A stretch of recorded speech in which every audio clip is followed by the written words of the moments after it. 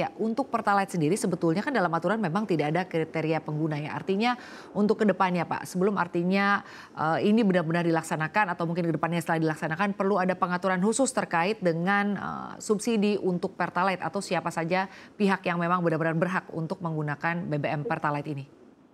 Ya, jadi begini, kalau kita masih mengikuti apa yang sudah terjadi saat ini, jadi yang terjadi saat ini itu kan peraturan Perpresnya Perpres 191 tahun 2014, ya kan? Itu ada lampirannya yang menyebutkan jenis kendaraan apa yang mempunyai hak untuk mendapatkan BBM subsidi. Hanya belum diperlebar, ya.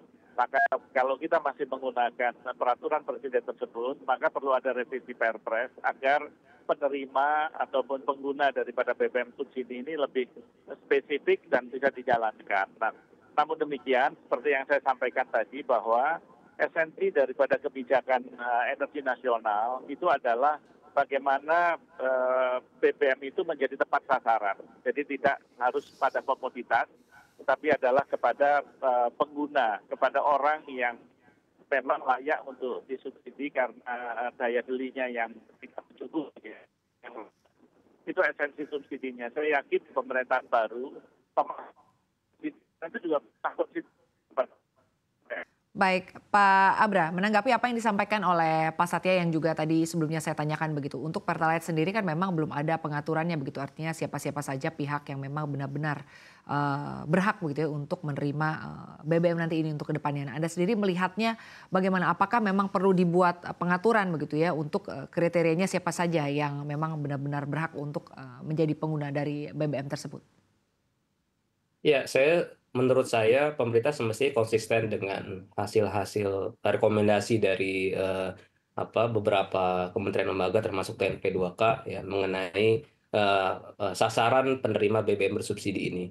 Karena ada dua pilihan, apakah akan BBM itu berdasarkan kriteria kendaraan atau yang kedua berdasarkan kriteria rumah tangga yang berhak menerima BBM bersubsidi maupun LPG bersubsidi.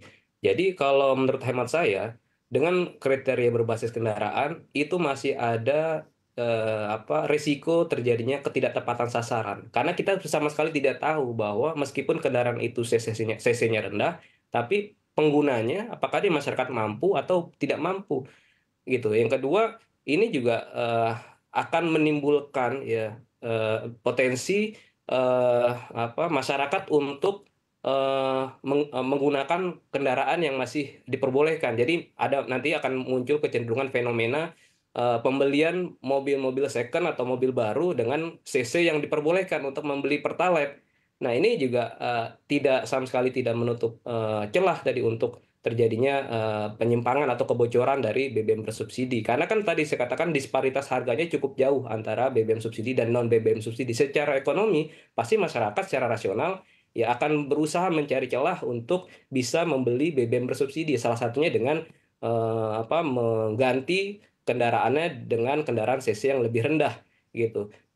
Yang kedua juga saya melihat bahwa mestinya ya kriteria tadi berdasarkan kemampuan rumah tangga berdasarkan tingkat kesejahteraan ataupun pengeluaran ya yang sebetulnya dari data pemerintah sendiri, data sosial terpadu itu sudah cukup lengkap dan tinggal konsistensi untuk melakukan integrasi data di level kementerian lembaga dan juga keberanian untuk mengambil langkah tegas dan bagaimana tahapan-tahapan nanti akan dilakukan karena juga ini penting mengenai sosialisasi dan metode untuk melakukan tahapan penyaluran BBM tepat sasaran dan secara langsung. Jadi juga harus ada timeline yang jelas. Jadi masyarakat mendapatkan informasi yang clear kapan dan seperti apa nanti mekanisme untuk mendapatkan BBM subsidi secara langsung ataupun targeted. Begitu Mbak Sinta. Baik, Pak Satya. Ini kalau kita lihat kan sebetulnya wacana untuk pengetatan kriteria pengguna BBM subsidi ini sebenarnya bukan hal baru ya Pak. Namun sampai dengan saat ini masih terus terjadi tarik ulur artinya tidak kunjung terrealisasi. Tanggapan Anda Pak terkait dengan hal ini bagaimana pengaruhnya dari penundaan ini terhadap APBN Pak Satya?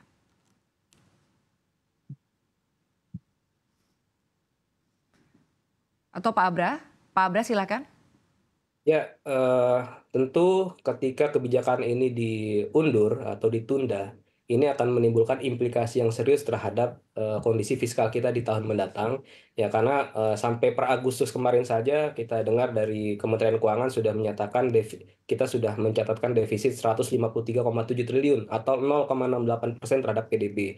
Dan meskipun masih ada ruang ya terhadap defisit APBN kita sampai 2,3% di tahun ini, tetapi resiko geopolitik ya, resiko gejolak harga komoditas global, resiko tekanan terhadap nilai tukar rupiah ini masih sangat terbuka lebar.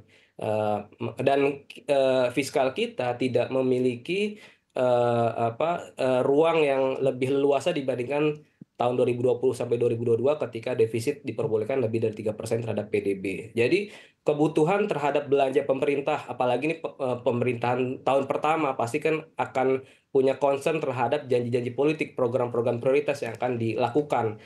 Nah, di sisi lain ya penerimaan negara juga bahkan di per Agustus kemarin masih terkontraksi, masih minus 2% terkontraksi dibandingkan tahun lalu. Jadi memang tantangan APBN kita masih sangat berat. Ya oleh karena itu memang ini tidak boleh main-main terhadap kebijakan subsidi energi ya. Khawatirnya nanti kuota BBM subsidi baik terhadap solar maupun pertalite ini ada potensi over kuota seperti yang pernah dialami di tahun-tahun sebelumnya. Ada resiko over kuota di bulan September ataupun Oktober, dan pemerintah akhirnya terpaksa menambah kuota BBM bersubsidi, dan ketika itu beruntung fiskal kita masih memadai untuk bisa menambah tambahan subsidi dan kompensasi energi. Dan saya pikir ini benar-benar sangat serius, tidak boleh lagi ditunda-tunda ya untuk pembatasan BBM bersubsidi, dan secara ideal memang subsidinya secara langsung berdasarkan kriteria rumah tangga, bukan kriteria kendaraan. Dan yang terakhir, juga kebijakan ini mestinya integrated dengan kebijakan diversifikasi energi yang lain, yaitu bagaimana upaya pemerintah mendorong penggunaan kendaraan berbasis listrik. Ini kan kalau kendaraan berbasis listrik bisa terus tumbuh, maka volume penggunaan BBM juga akan berkurang, beban subsidi BBM juga berkurang. Mestinya pemerintah menjalankan transformasi subsidi energi ini secara holistik ya, antara konteksnya kendaraan berbasis fosil dan kendaraan berbasis listrik. Begitu Mbak